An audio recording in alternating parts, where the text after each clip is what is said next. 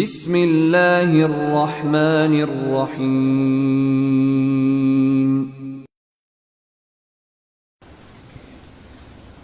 பேரன்பிற்கினிய எல்லாம் வல்ல அல்லாஹ்வினுடைய நல்லடியார்களே, கடந்த சில மாதங்களாக நாம் வாழுகிற இந்த இலங்கை திருநாட்டிலே மீண்டும் முஸ்லிம்களுக்கு எதிரான பிரச்சனைகள், பிரச்சாரங்கள் துளிர்விடக்கூடிய காட்சிகளை நாம் கண்டு வருகிறோம். கிழக்கிலே முஸ்லிம்கள் வாழுகிற பகுதிகளை அரசாங்கத்தினுடைய தொல்பொருள் ஆராய்ச்சிக்குரிய பகுதி என்று கையகப்படுத்தி சுமார் 280க்கும் மேற்பட்ட பகுதிகள் கையகப்படுத்தப்பட்டிருக்கிறது. முஸ்லிம்களுடைய பகுதிகளை கையகப்படுத்தி சிலை வைக்கிற முயற்சிகள் நடைபெற்று வருகிறது. அதே போன்று வடக்கு பகுதியிலே வில்பத்து பிரச்சினை அகோரமாக நடைபெற்று வருகிறது. இதுபோன்று முஸ்லிம்களுடைய பிரச்சனைகள், முஸ்லிம்களுடைய சொத்துக்களை கபலீகரம் செய்யக்கூடிய காரியங்களை தொடர்ந்து இந்த அரசு முன்னெடுக்கக்கூடிய காட்சிகளை பார்க்கிறோம். ஏற்கனவே இருந்த அரசாங்கம் கவிழ்க்கப்பட்டு இந்த அரசாங்கம் தேர்வு செய்யப்பட்டதே முஸ்லிம்கள் நிம்மதியாக வாழ வேண்டும் என்கிற ஒரே காரணத்துக்காகத்தான். ஆனா இந்த அரசு இப்ப எப்படி இருக்குது? சட்டியில இருந்து அடுப்புக்குள்ள விழுந்த மாதிரி முஸ்லிம்கள் இருக்கிறார்கள். ஏற்கனவே சட்டியில இருந்து வெந்துகிட்டு இருந்தோம், இப்ப என்ன செஞ்சிருக்கிறோம்? டைரக்டா அடுப்புக்குள்ளேயே விழுந்த மாதிரி முஸ்லிம்களுக்கு எதிரான பிரச்சனைகள் முன்னெடுக்கப்படுகிறது. அதுல மிக முக்கியமான பிரச்சனை வடக்கு முஸ்லிம்களுக்கு எதிரான பிரச்சனை. அரசாங்கம் ஆட்சியில் அமரும் போதே வடக்கு முஸ்லிம்களுடைய பிரச்சனைக்கு தீர்வு சொல்வதாக அதிலும் வாக்களித்து விட்டுத்தான் ஆட்சியை அமைத்தார்கள். நல்லாட்சி அரசு அமைக்கப்பட்டது. ஆனா இன்னைக்கு இதுவரைக்கும் இருந்தது வில்பத்து காட்டைத்தான். இது வில்பத்து பகுதிகளில் இருந்த முஸ்லிம்களுடைய இடங்கள் எல்லாம் பிடிச்சி இது வில்பத்து காடு என்று சொல்லி கெசட் பண்ணி இருந்தாங்க. கடந்த ஒரு மாதங்களுக்கு முன்பதாக ஜனாதிபதி அவர்கள் தன்னுடைய ரஷ்யா பயணத்துக்கு ஆரம்பத்திலேயே மாவில்லு பேனட் காடு என்று சொல்லி முஸ்லிம்களுடைய மீதம் இருந்த பகுதிகளையும் காடாக அறிவித்து விட்டு சென்று விட்டார். 2012 ஒரு கெசட் போடுறாங்க வில்பத்து சம்பந்தமாக. அந்த கெசட் நேரடியாக போய் போட்ட கெசட் அல்ல, நேரடியாக ஆய்வு செஞ்சு விசாரிச்சு போட்ட கெசட் அல்ல. கொழும்புல இருந்துகிட்டு ஜிபிஎஸ்ல பாக்குறாங்க. கொழும்புல இருந்துகிட்டு நீங்க கூகுள் மேப்ல பாக்குறீங்கன்னு வைங்களேன், ஒரு பகுதியை பார்த்தீங்கன்னா கூகுள் மேப்ல கொழும்புல உட்கார்ந்துக்கிட்டு நாம ஒரு காட்டு பகுதியை பார்த்தோம்னா அந்த பகுதியில் இருக்கிற உண்மையான நாட்டுப்புறமும் காடு போன்றுதான் தெரியும். ஏன்னா மேப் அப்படித்தான் காட்டும், தூரத்துல இருந்து எடுக்கிற காரணத்தினால. உண்மையிலேயே நாடா காடாண்டு பிரிச்சறியணும்னா சம்பந்தப்பட்ட அதிகாரிகளை நேர்ல அனுப்பி பார்த்து விசாரிச்சு இது காடு இது நாடு என்று பிரித்திருக்க வேண்டும். அப்படி பிரிக்கல. 2012 கெசட்ல ஜிபிஎஸ்ல பார்த்து என்ன செய்யறாங்கன்னு கேட்டா இதுதான் காடு என்று முடிவெடுக்கிறார்கள். முஸ்லிம்களுடைய மரிச்சிக்கட்டி, கொக்குபடையான், இப்படி பல ஏரியாக்கள் அத்தனையும் காடுகளாக உள்வாங்கப்பட்டது. இருந்தாலும் பிறகு நடந்த சில பேச்சுவார்த்தைகள்ல மஹிந்த ராஜபக்ச ஜனாதிபதியாக இருக்கும் போது முஸ்லிம்களுக்கு காடுகளாக அறிவிக்கப்பட்ட சில பகுதிகளை விடுவித்து வீடு கட்டி நீங்க வாழலாம் என்று சொல்லி இடம் கொடுத்தார். அந்த அதே ஊர்களை சில பகுதிகளை விடுவிச்சு கொடுத்தாரு. பாட்டலி சம்பிக்க ரணவக்க அப்ப மின்சாரம் தொடர்பான எலக்ட்ரிசிட்டி மினிஸ்டராக இருந்தார். அவருடைய தலைமையில் அந்த மக்களுக்கு கரண்ட்டும் கொடுக்கப்பட்டது. மற்ற வேலைகளும் சிலரை செஞ்சு கொடுத்தாங்க.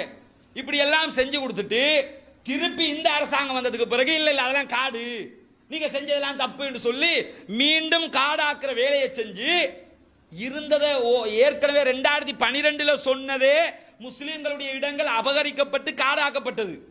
இப்ப என்ன செஞ்சிருக்கிறாங்க? 2017 புதிய கெசட்ல இன்னும் பல முஸ்லிம்களுடைய 6-7 கிராமங்களை பிடிச்சி இதெல்லாம் மாவில்லு வனாந்திரய, மாவில்லு காடுகள் என்று சொல்லி அறிவித்திருக்கிறார் ஜனாதிபதி. இதுல நடக்கிற விபரீதம் என்ன தெரியுமா? நன்றாக புரிந்து கொள்ளுங்கள். வடக்கு முஸ்லிம்கள் கடந்த 30 நாட்களுக்கு மேலாக அங்கே தர்ணாவில் ஈடுபட்டிருக்கிறார்கள். வீட்டுக்கு கூட போகாம ரோட்ல இருந்து போராட்டம் நடத்துறாங்க. 1 மாதம் தாண்டி விட்டது.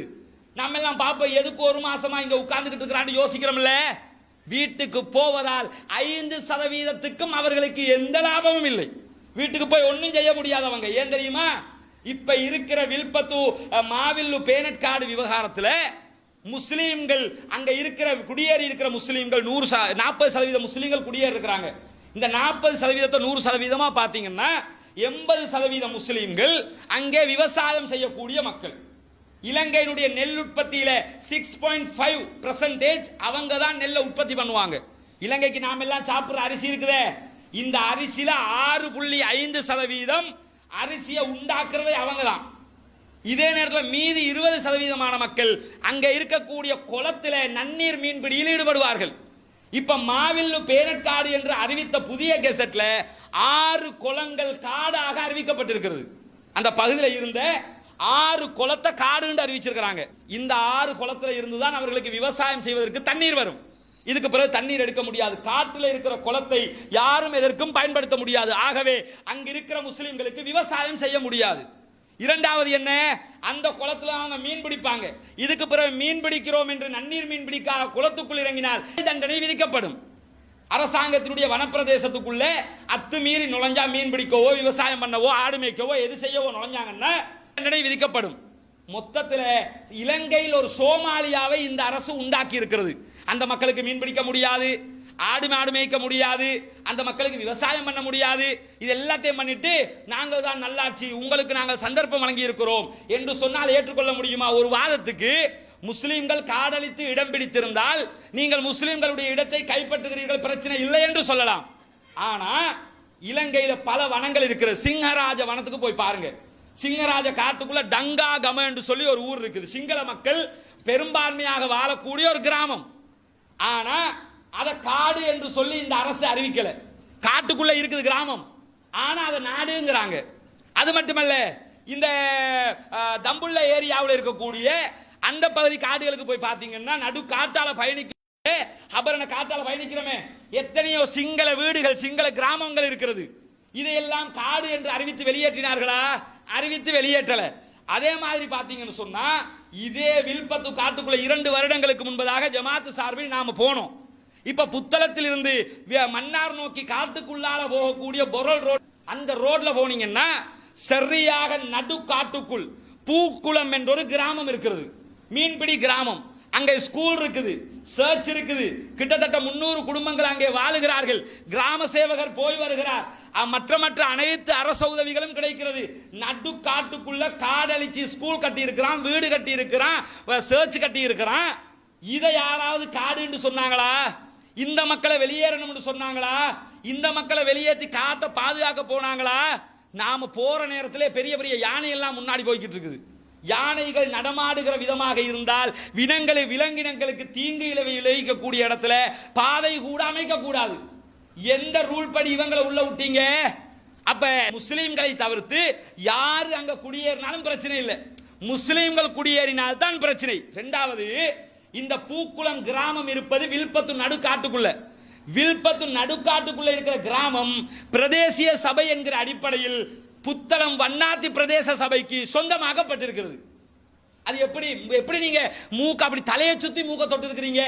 வில்பத்து காட்டுக்குள்ள இருக்கிற ஒரு ஊருக்கு எந்த பிரதேச சபையோட சேர்த்திருக்கிறாங்க? அங்க கொண்டு போய் புத்தளம் வண்ணாத்து பிரதேச சபையோட சேர்த்திருக்கிறாங்க. ஏன்? அவங்களை எப்படியாவது நாம பாதுகாத்துக்கணும். முஸ்லீமா இருந்திருந்தா சேர்ப்பீங்களா? உண்மையிலே மன்னார்ல பிறந்து வளர்ந்தவனையே நீங்க இருக்க விடலையே. வவுனியாவுல காட்டை அழித்து நாமல்கம, நந்திமித்திரிகம இது போன்று பல ஊர்கள் உண்டாக்கப்பட்டு இன்றைக்கும் ஹம்பாந்தொட்டையில் வாழ்ந்த பெரும்பான்மை நாமல்கமையில் குடியேற்றினார்கள், நந்திமித்திர கமையில் குடியேற்றினார்கள். யாராவது காடழிச்சாங்க அதை வெளியேற்றினீங்களா? வில்பத்து காட்டு பகுதியிலேயோ வில்பத்து கெசட் அல்லது மாவில்லு கெசட், இந்த ரெண்டிலையுமே எந்த இடத்திலையும் நாமல்கம வரல, நந்திமித்திரிகம வரல, அதே போன்று பூக்குளம் வரல. இந்த ஊரு நடு காட்டுக்குள்ள இருக்கிற எல்லா ஊரையும் ஊருண்டாக்கிட்டு உண்மையிலேயே ஊராக இருக்கிற முஸ்லிம்களுடைய ஊர்களை காடு என்று ஆக்கி இருக்கிறார்கள். என்ன காரணம்? முஸ்லிம்களை நாதியற்றவர்களாக, வாய் பேசாதவர்களாக, ஊமையர்களாக ஆக்க வேண்டும். முஸ்லிம்கள் என்கிற ஒரே காரணத்துக்காக இந்த அரசாங்கத்தை கொண்டு வந்தவங்களே, இந்த அரசாங்கத்துக்கு இவ்வளவு ஹெல்ப் பண்ணாங்களே, இது எல்லாம் யோசிக்கணுமா இல்லையா? அதையெல்லாம் யோசிக்காம வடக்கு முஸ்லிம்களுக்கு இவ்வளவு தொல்லைகளை இந்த அரசு கொடுத்து இதுவரைக்கும் கெசட்டை கேன்சல் பண்ணல. கெசட் போடுற நேரத்தில் கூட கெசட்டை எப்படி அரசாங்கம் போட்டிருக்கனே, ஒரு கெசட் அறிவிப்பதாக இருந்தால் 15 நாட்கள் குறைந்தது சந்தர்ப்பம் வழங்கப்படணும். 3 வீக் சந்தர்ப்பம் தர்றதாக பிரசிடென்ட்டுடைய அலுவலகத்தில் இருந்து அந்த மக்களுக்கு அறிவிக்கப்படுகிறது. நாங்க இதெல்லாம் காடாக்க போறோம், 3 வீக்குக்குள்ள எல்லாரும் எழும்பி போயிடணும். இந்த இருக்கிற அறிவித்தல் பள்ளிவாசலுக்கெல்லாம் அறிவித்தல் அனுப்புறாங்க. அறிவித்தல் அனுப்பி 3 வீக்குக்குள்ள அதற்கு மாற்று கருத்து வந்தால் அதை பரிசீலனை செய்திருக்க வேண்டும் அரசாங்கம். 3 வீக்கு கழியவே இல்லை. 2வது வீக்கு முடிகிறதுக்குள்ளாகவே ஜனாதிபதி கெசட்ல கையெழுத்து போட்டு காடுன்ட்டாரு.